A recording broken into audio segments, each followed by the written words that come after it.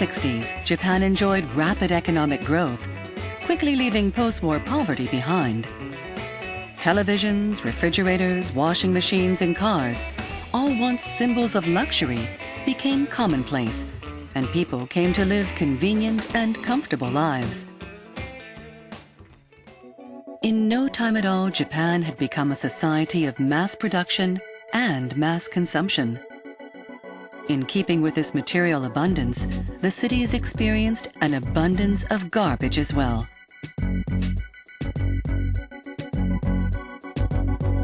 Japan's Pollution Experience 7 will focus on the strain caused by the mountains of trash that resulted from this great material wealth.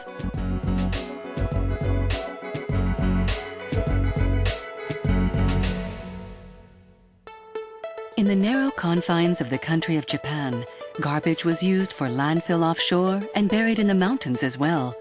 In the case of the Tokyo metropolis, garbage was used to reclaim land in Tokyo Bay.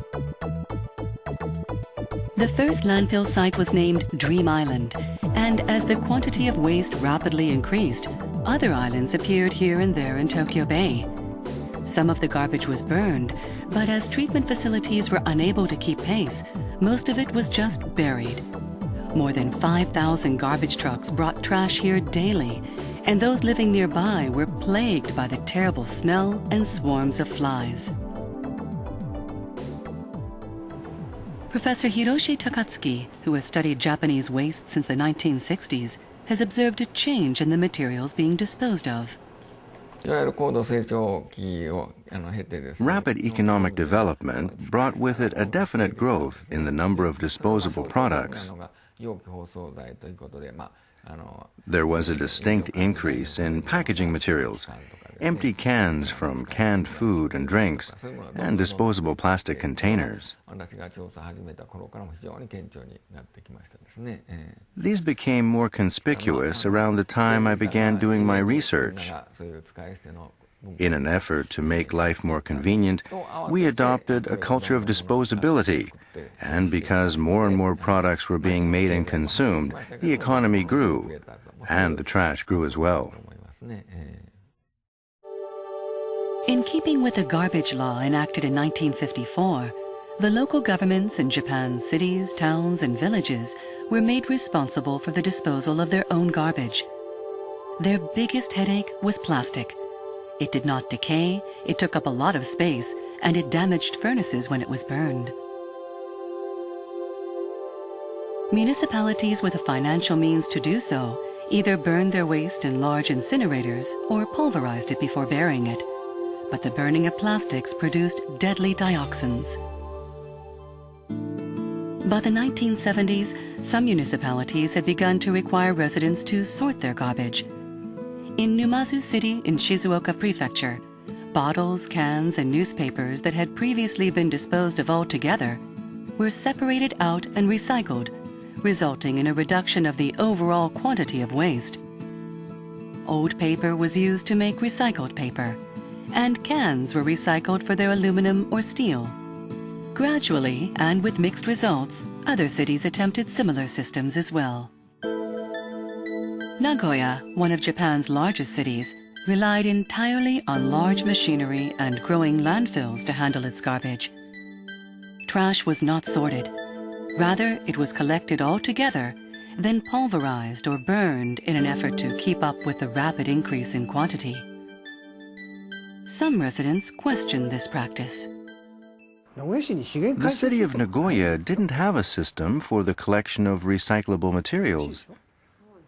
The residents of Nagoya knew at the time about styrofoam trays, that they were recyclable, but the city government only thought about garbage disposal and not about recycling. And private companies wouldn't collect something that wasn't profitable. They weren't running charities after all. So companies did nothing, the government did nothing, and the people of Nagoya had no place to put recyclable materials even if they had sorted them. So it all ended up as trash. Mr. Hagiwara began collecting cans in 1980. Together with other concerned citizens, he also set up recycling stations for the collection of recyclable materials and to promote recycling in the city of Nagoya.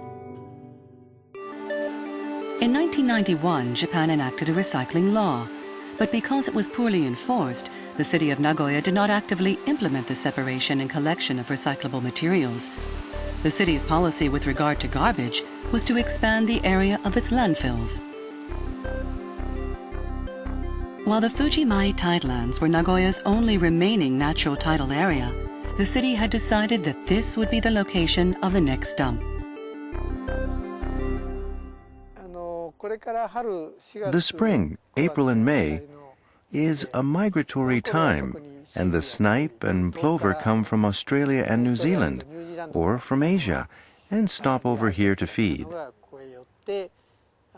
After all, they are migrating some 10,000 kilometers. By the time they arrive, they have burned their extra body fat. They rest here, have another bite to eat, and replenish this body fat before flying all the way to their breeding grounds in Siberia and Alaska. Look over there. That osprey's caught another fish.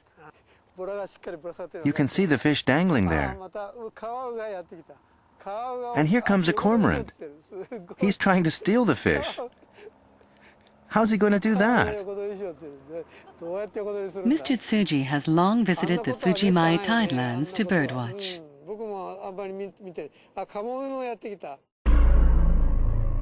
In 1997, the newly elected mayor prepared to move forward with plans to reclaim these tidelands. When I took office, the plans had already been in the works for 16 years. All I did was follow procedure. That's what the government is supposed to do, follow procedure. So, as far as that goes, I didn't feel I'd done anything wrong. And the citizens weren't of a mind to stop me either. After all, the harbor had been built on reclaimed land, so it was only natural to reclaim more. That same year, Isahaya Bay, Japan's largest stopover site for migratory birds, was closed off and drained so it could be used for farming. The disappearance of this precious tideland heightened public awareness regarding the need to preserve other tidelands. Nagoya's Fujimai tidelands became the focus of a new preservation movement. Meanwhile, the city of Nagoya was disposing of more than 1 million tons of trash a year, and their landfill site would soon reach capacity. They felt they had no choice but to proceed with the land reclamation project according to schedule. Having received criticism for the draining of Isahaya Bay, Japan's Environment Agency was forced to take a second look at the Fujimai tidelands. Designating the Fujimai tidelands an important stopover for migratory birds, they discouraged plans for its development. We were making preparations for this project when suddenly special attention was given to this land. So, at one point in time, the values changed. People think it's so easy, but it's not.